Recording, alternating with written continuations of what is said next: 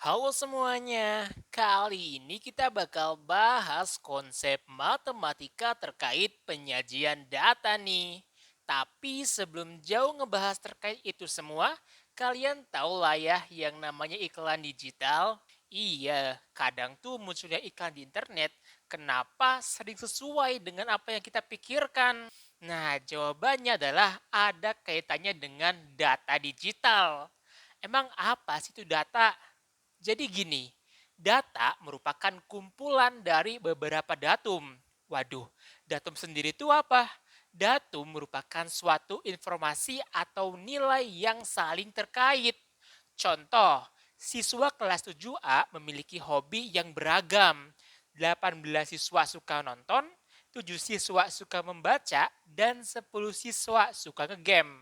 Nah, kalau kita buatkan tabelnya, kurang lebih tuh kayak gini nih. Di sini ada deretan hobi dan jumlah. Nonton jumlahnya adalah 18 siswa. Membaca 7 siswa dan game 10 siswa. Garis kuning ini merupakan datum. Sedangkan kumpulan dari datum-datum ini adalah data gitu. Gimana? Sampai sini kira-kira konsep data dan datum udah mulai paham belum? Kalau udah, kalian bisa nggak ngebaca maksud dari tabel ini nih? Pertama ya, coba deh. Jenis hobi terfavorit kelas 7A itu apa? Iya, betul banget, nonton. Karena jumlahnya paling banyak ya, yaitu 18 siswa. Kalau yang ditanya jenis hobi yang sapi peminat di kelas 7A, apa jawabannya? Iya, betul juga, yaitu membaca. Dengan jumlah paling kecil, yaitu cuma 7 siswa aja gitu. Oke, ini merupakan konsep dasar terkait data dan datum. Berikutnya, kita akan ngebahas yang namanya penyajian data. Pada video kali ini ada 3 bentuk penyajian data yaitu tabel, diagram, dan grafik. Kita bahas dari tabel dulu aja kali ya. Apa itu tabel? Tabel merupakan penyajian data menggunakan baris dan kolom, kayak tadi gitu. Di sini ada contoh, yaitu jumlah barang dagangan yang terjual tiap bulannya, mulai dari bulan September, Oktober, November, sampai dengan Desember nih. Nah, item yang dijual yaitu ada sarung dan baju koko. Dari tabel ini, kira-kira kalian bisa menjelaskan nggak maksudnya tuh apa? Iya, semisal tuh gini, di bulan September jumlah barang dagangan yang terjual adalah sebanyak 240 sarung dan 150 baju koko. Gitu. Kalau bulan Oktober gimana? Yang terjual 240 sarung dan 240 baju koko dan seterusnya. Tapi ngomong-ngomong soal tabel, sebenarnya tuh bukan ini doang sih bentuk tabel, ada juga yang namanya tabel distribusi. Tabel distribusi merupakan pengelompokan dengan rentang tertentu. Contoh, seorang guru telah mengukur tinggi badan siswa-siswinya, di mana hasil pengukurannya diperoleh sebagai berikut. Kalau kita lihat tabel ini kan merupakan masih dalam bentuk tabel biasa ya. Agak pusing gak sih ngebacanya? Karena terlalu banyak gitu.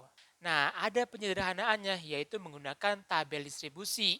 Gimana caranya? Jadi gini, kita buat rentang yang akan dihitung terlebih dahulu aja deh. Misalkan aja rentang yang kita hitung yaitu 4. Artinya 165, 166, 167 sampai dengan 168 itu merupakan satu datum. Kemudian 169 sampai dengan 172 itu merupakan datum yang kedua dan seterusnya gitu. Nah, di sini nih dalam satu datum kita jumlahkan siswanya. Ada 16, 30, 10, dan 4. Dengan demikian, kalau kita bikin tabel frekuensi, kurang lebih tuh bentuknya bakal kayak gini nih. Datum pertama yaitu rentang tinggi 165 cm sampai dengan 168 cm, jumlahnya yaitu 16 siswa. Kemudian tinggi siswa 169 sampai dengan 172 ada 30 siswa dan seterusnya nih. Nah, inilah yang dikatakan sebagai tabel distribusi gitu. Berikutnya yaitu ada yang namanya diagram. Apa itu diagram? Diagram merupakan penyajian data menggunakan gambar atau diagram itu sendiri. Nah, biasanya penyajian data menggunakan diagram itu tuh khusus untuk data yang berkelompok. Contoh, data distribusi tadi nih. Tapi ngomong-ngomong soal diagram, sebenarnya tuh diagram juga dibagi menjadi dua bagian. Ada yang namanya diagram batang dan ada juga yang namanya diagram lingkaran. Kalau data ini kita olah menjadi diagram batang, kurang lebih tuh bentuknya bakal kayak gini nih. Artinya apa di sini? Artinya untuk rentang tinggi siswa 165 sampai dengan 168 cm, jumlahnya adalah 16 siswa gitu. Kemudian untuk siswa yang tingginya 169 sampai dengan 172 cm, jumlahnya ada berapa nih? Yaitu 30 siswa. Dan seterusnya. Ini merupakan gambaran dari yang namanya diagram batang. Kalau kita ngomongin diagram lingkaran, kita perlu olah terlebih dahulu datanya. Gimana caranya tuh? Jadi gini, kita perlu tahu dulu bagian sudut dari tiap-tiap itemnya. Dengan cara jumlah yang diperoleh, gitu yang ini ya, dibagi dengan totalnya gitu, dikali dengan lingkaran penuh, yaitu 360 derajat. Kalau kita masukkan, semisal aja kita pengen tahu nih, tinggi siswa dari 165 sampai dengan 168 tuh berapa derajat sih kalau dibuat diagram lingkaran. Kita masukkan nilainya, yaitu 16 dibagi dengan totalnya adalah 60 dikali 360 derajat. Berapa nilainya? Adalah 96. Begitu juga seterusnya nih. Nah, setelah kita memperoleh sudut-sudut tiap itemnya, maka kita bisa gambarkan menggunakan diagram lingkaran yang kurang lebih tuh bentuknya kayak gini nih. Di sini, rentang tinggi siswa yang memiliki daerah paling banyak pada diagram lingkaran ini adalah rentang 169 sampai dengan 172 cm, yaitu sebanyak 50% atau sudutnya adalah 180 derajat ya tadi. Gimana caranya? Kok ada persentase di sini sih? Ya gini, untuk menghitung persentase kita bisa gunakan formula ini nih, bahwa sudut persentase sama dengan sudut bagian itemnya dibagi dengan 360 derajat dikali 100%. Semisal kita pengen ngitung nih persentase nilai dari 165 sampai dengan 168 cm, yaitu sudutnya kan 96 derajat ya. 96 derajat dibagi dengan 360 derajat dikali 100%, diperoleh yaitu 27%. Dengan demikian, area ini luasnya adalah 27% gitu. Begitu juga semuanya nih, ngitungnya sama ya, caranya pakai kayak gini. Oke, dan yang terakhir yaitu kita akan ngebahas yang namanya grafik. Apa itu grafik? Grafik merupakan garis yang menghubungkan antar dua nilai. Misalkan aja kita pengen buat grafik dari tabel tinggi siswa-siswi tadi nih, yaitu yang ini ya. Kalau kita buatkan grafiknya kurang lebih bakal kayak gini nih. Gimana cara ngebacanya?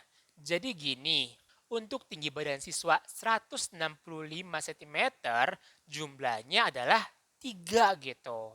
Kemudian untuk siswa tingginya 166 cm, tingginya adalah sekitaran 2 ya di sini. Dan seterusnya gitu. Ini merupakan bentuk dari yang namanya grafik gitu. Oke, jadi kurang lebih itu ya penjelasan terkait penyajian data. Kalau kita balik ke pertanyaan di awal terkait munculnya iklan di internet, kenapa sering sesuai dengan apa yang kita pikirkan? Nah, ada yang namanya hacking. Pasti kalian pernah dengar lah ya. Atau kalau kalian belum dengar, kita jelasin ya. Hacking adalah kegiatan menerobos atau meretas program komputer milik orang ataupun pihak lain dalam hal mendapatkan akses tidak resmi, termasuk data-data yang kita miliki. Misal, dalam sehari, Andi membuka berbagai macam sepatu selama 5 jam di mesin pencarian. Kemudian 2 jam melihat baju cowok dan 3 jam melihat makanan di Google. Nah, data-data itulah yang nantinya akan dihacking atau diambil oleh hacker untuk digunakan sebagai media marketing gitu atau media penjualan. Kalau kita gambarkan bentuk diagramnya, kurang lebih tuh kayak gini ya. Di sini, Andi melihat sepatu selama 5 jam, melihat baju selama 2 jam, dan melihat makanan selama 3 jam. Kalau kita buat diagram batang, kurang lebih tuh bentuknya kayak gini nih. Dari diagram ini, kita tahu bahwa Andi menyukai berbagai jenis sepatu ya, kemudian makanan dan baju. Data inilah yang nantinya akan diprioritaskan untuk muncul di halaman internet kita, yaitu pertama iklan sepatu, kedua makanan, dan ketiga adalah baju gitu. Jadi wajar aja ya kenapa munculnya iklan di internet itu tuh sesuai banget dengan apa yang kita pikirkan. Karena data-datanya telah dicuri oleh hacker ini nih untuk diperjualkan secara ilegal. Oke, jadi kurang lebih itu ya pembahasan terkait penyajian data. Mungkin cukup sekian dulu pembahasan kali ini. Sampai jumpa di pembahasan selanjutnya. Dadah.